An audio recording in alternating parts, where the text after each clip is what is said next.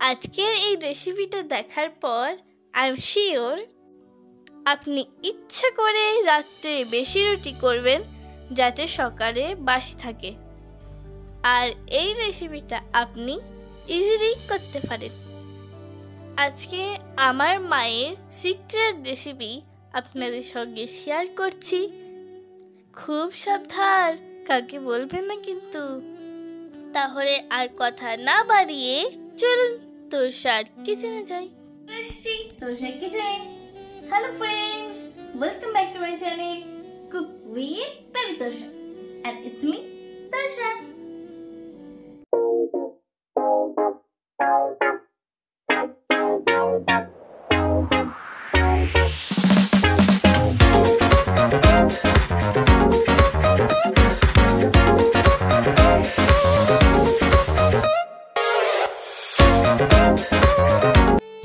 এই যে বাসি রুটি নিয়েছি, এখন এটা আমি কাট করে নেব।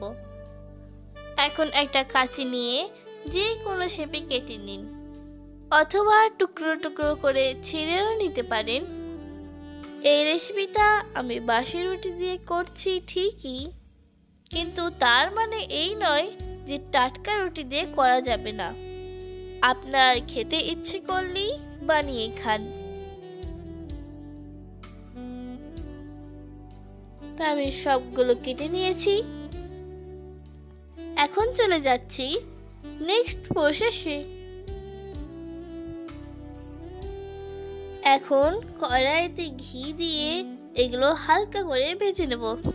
খুব মুচমুচে করার দরকার নেই, জাস্ট 2 মিনিট ভাজলেই হবে।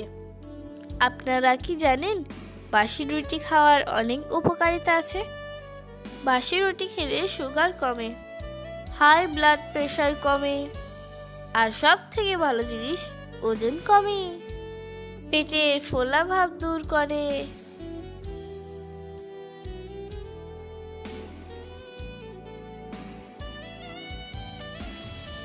যাদের শ্বাসকষ্ট আছে তারা বেশি বেশি বাসি রুটি খেতে পারেন। তো আমার ভাজা হয়ে গেছে, তুলে নিলাম। এখন ওই কড়াইতে আবারও ঘি দিলাম, দিয়ে দিচ্ছি কিছু কাজু, হাতে করে একটু ক্রাশ করে দিলাম, কিছু বাদামও দিলাম। আপনারা আরো বেশি ড্রাই ফ্রুটস দিতে পারেন। এগুলো স্লো আছে 1 মিনিট মতো ভেজে নেব। এখনো পর্যন্ত যারা আমার চ্যানেলটা সাবস্ক্রাইব করেননি, প্লিজ সাবস্ক্রাইব করে নেবেন। আর যারা পেজ থেকে দেখছেন তারা পেজটাকে ফলো করবেন। আর যারা আগে থেকেই করে রেখেছেন তাদেরকে অনেক অনেক ধন্যবাদ। ভাজা হয়ে গেছে, তুলে নিলাম।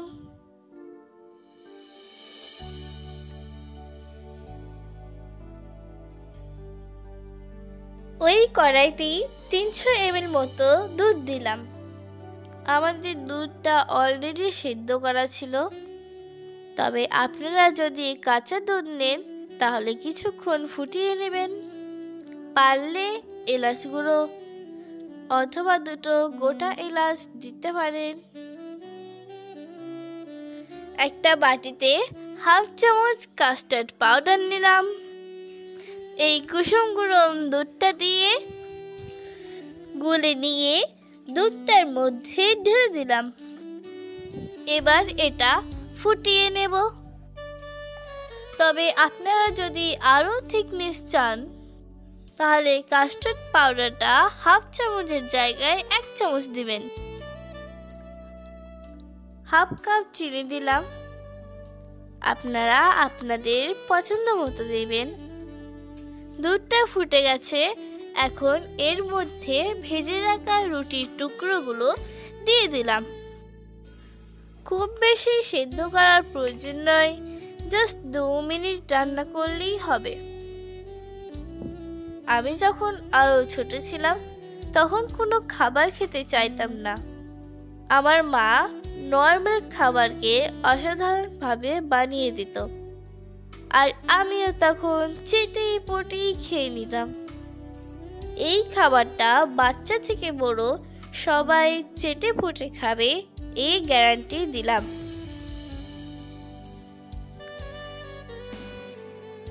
গ্যাসটা বন্ধ করে দিলাম। এখন এটা নেড়ে চেড়ে ঠান্ডা করে নিচ্ছি। যদি রাত্রে বানিয়ে নিয়ে ফ্রিজে রেখে দিতে পারেন তাহলে খেতে আরো সুন্দর লাগবে। একটা পাত্রে ঢেলে নিলাম। এখন ভেজে রাখা ড্রাই ফ্রুটসগুলো এর উপরে ছড়িয়ে দিলাম। টানটানা, ইটস রেডি। তাহলে দেখলেন তো কত সহজ রেসিপি। নিন, একটু খেয়ে দেখুন। আমি তো আর অপেক্ষা করতে পারছি না।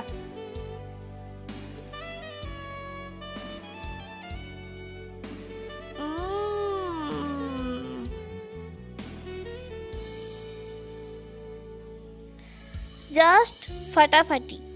ভিডিওটা ভালো লাগলে লাইক করবেন, চ্যানেলটা সাবস্ক্রাইব করবেন, পাশে থাকা বেল আইকনটা প্রেস করবেন, আর এই ভিডিওটা আপনার ফ্যামিলি এবং বন্ধুদের সাথে শেয়ার করবেন। টাটা, ভালো থাকবেন।